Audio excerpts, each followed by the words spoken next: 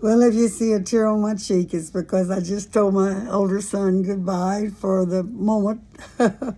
He is a cruise singer and he has not done a cruise since COVID. He's excited about going back to sea and he's going to. The Uber guy came and he has loaded into the Uber and gone to fly from Memphis to Charlotte to Fort Lauderdale and then spend the night in a hotel and leave on the ship in the morning for Costa Rica. And I asked him, how long have you been going through the Panama Canal? He said, more than a dozen times. He said, I've gotten so used to it that now I just lie in the bed and look out the porthole at that concrete wall beside me. He said, it's an amazing thing, but, you finally get used to it. And I watched him this time. I've not had the privilege of doing that before, but I watched him pack. He was out in his motor home packing, but I watched him bring the pieces in, and it's amazing how much you have to have. He had to have documents to board the ship and passport and all of those kinds of things. And he has what are those little deals you put on a piece of luggage that is tracked on your phone. And I asked him to put one on my car so that my sons would know where I was all the time. And anyway, he has those on there, on every piece of luggage, and picture card and information on every piece of luggage. And I showed you a picture of the luggage, and I showed you a picture of the flash drives. This is something that was, he's not new to flash drives, but he's new to having them on a cruise.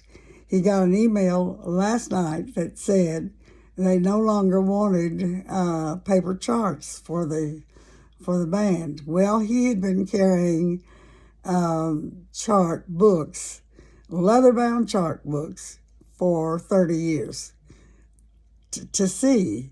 And he said, I wish they had these flash drives a long time ago. That's a little metal thing that fits into a computer, and it literally has a live show that he's done, the music for each member of the band, and the sound man and the light man. It's 9 people.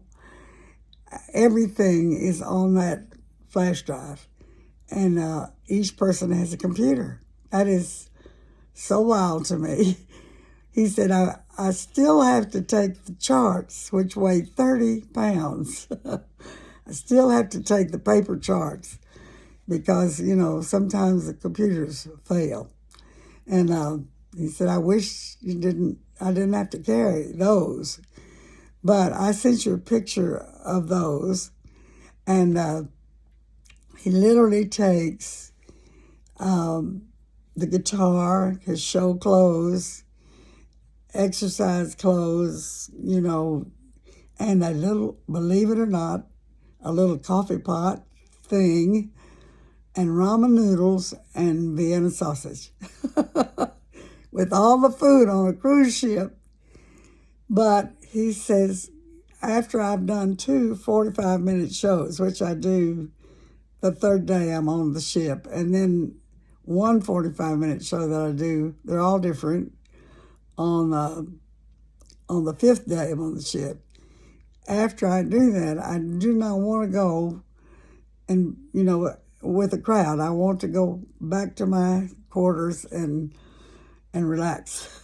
So I don't know where he learned to eat Vienna sausage and ramen noodles. I never, ever had that at home, but that's something that, apparently cruise people do. I don't know.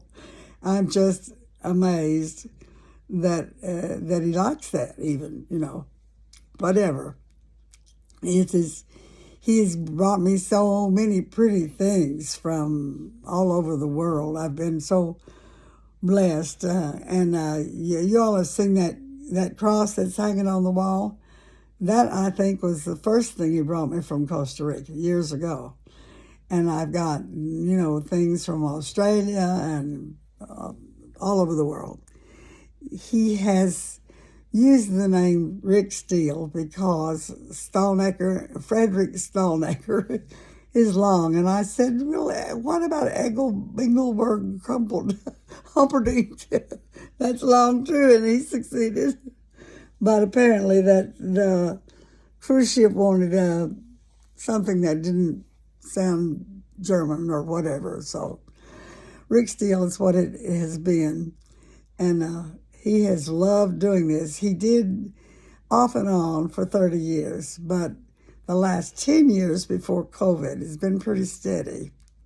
And when COVID came in, he barely got off the ship before it was quarantined. He heard them say that it was going to be quarantined, and he literally walked down the gangplank with all his stuff and came home on his own.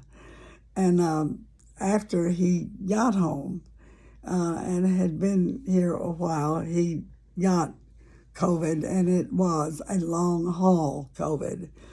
So he is still on meds and still doing videos with Mayo's in Jacksonville, Florida, about those meds and correcting the aftermath of COVID. I'm a little concerned about that, but he says, Mom, I feel really good, and I've got energy, and I'm doing well, and don't be concerned. I'm doing what I love to do.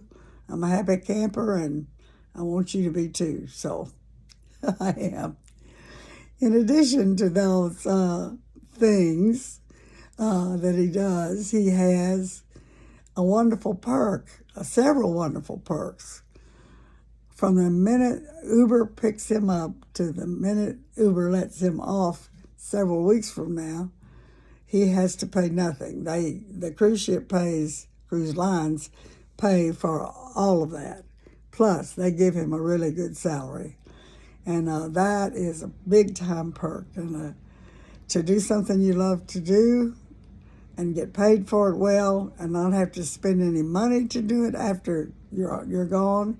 Naturally, he spends money to get his clothes and his guitar, all that stuff, the flash drives, all those things. But cruise lines pay for everything else and feed him and house him. And, there are a lot of old people that literally go on cruises instead of going to a rest home.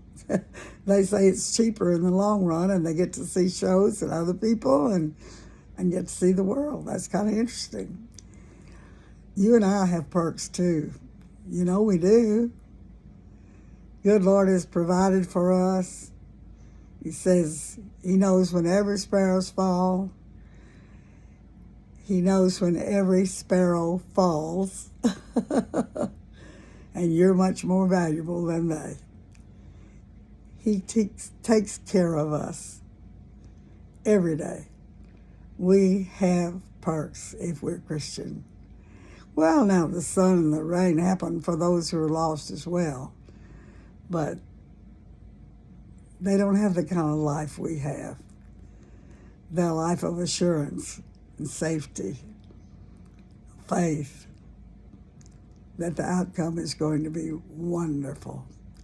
If you're not a Christian, I pray you consider doing that today. Consider, read the Bible. Do what John 3:16 says. You'll have perks forever. God bless you today.